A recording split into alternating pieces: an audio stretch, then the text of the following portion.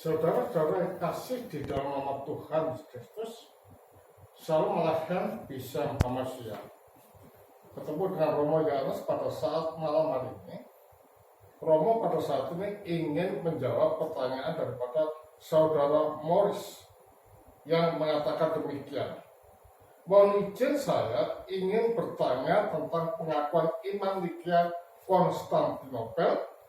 Di dalam pengakuan iman tersebut ada tertulis yang diperanakan dari Sang Bapa sebelum segala zaman.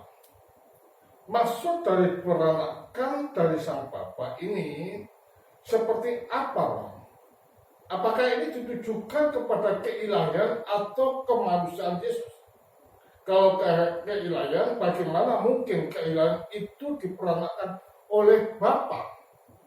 Mohon bantuan Romo untuk menjelaskan, karena saya bingung dengan ini supaya tidak seakan-akan Yesus itu diciptakan. Terima kasih. Saudara Morris, untuk menjawab pertanyaan ini tidaklah bisa sepotong-potong, tetapi kita harus melihat secara global atau universal. Mengapa demikian? Ini terkait dengan dogma Tritunggal. Nah, sebagaimana kita ketahui bahwa di dalam Allah yang bersifat Trinitarian itu ada 3 hipostasis: Sang Bapa, Sang Putra, serta Sang Roh Kudus. Sang Bapa, Sang Putra, serta Roh Kudus itu bisa dibedakan, namun tidak bisa dipisahkan. Dibedakan karena Bapa itu bukan Sang Putra dan juga bukan Roh Kudus. Sang Putra itu bukan Sang Bapa dan juga bukan Roh Kudus. Roh Kudus itu bukan Bapa dan juga bukan Sang Putra. Tetapi ketiganya itu tidak bisa dipisahkan. Karena apa? Satu esensi di dalam kealahan. Nah, bagaimana terkait dengan bahwa Sang Putra atau anak itu dikeluarkan? Sebagaimana kita ketahui bahwa di dalam Tritunggal Maha Kudus itu, anak dan roh itu tinggal di dalam Allah yang bersifat roh. Kalau itu tinggal di dalam Allah yang bersifat roh, firman dan juga roh itu juga bersifat roh.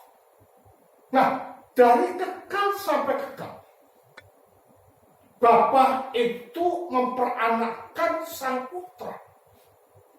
Apakah yang dimaksud memperanakkan Sang Putra ini? Seperti dimengerti oleh kebanyakan orang. Tidak. Yang dikatakan memperanakkan Sang Putra ini adalah menyatakan. Menyatakan firman di dalam dirinya.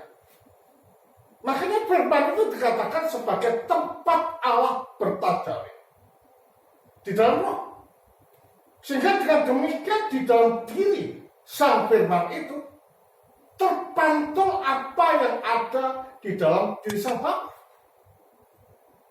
Jadi kalau demikian, yang dimaksud diperanakkan ini adalah Allah menyatakan diri melalui roh di dalam anak.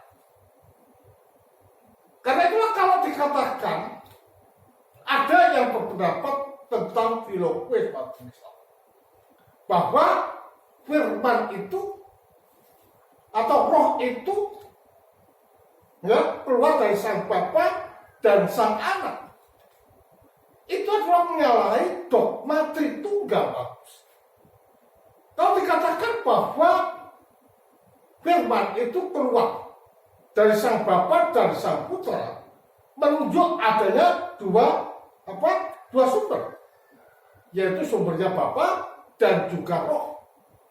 Padahal di dalam sumber dari kekal sampai kekal itu, Sang Bapa itu selalu memperanakkan anak dan mengeluarkan roh. Lah, kalau dikatakan ada 2 sumber, berarti firman juga memperanakkan firman dan juga memperanakkan firman dan mengeluarkan roh. Lah, hal semacam inilah yang menjadikan keberadaan Allah yang esa dan Tritunggal itu terlukai atau dimengerti secara salah.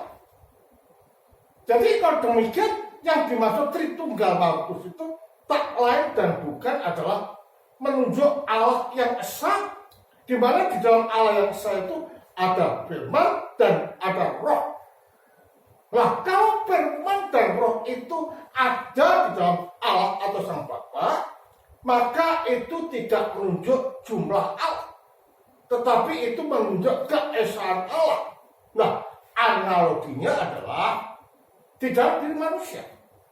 Ada apa? Ada tubuh, ada kata, dan ada roh.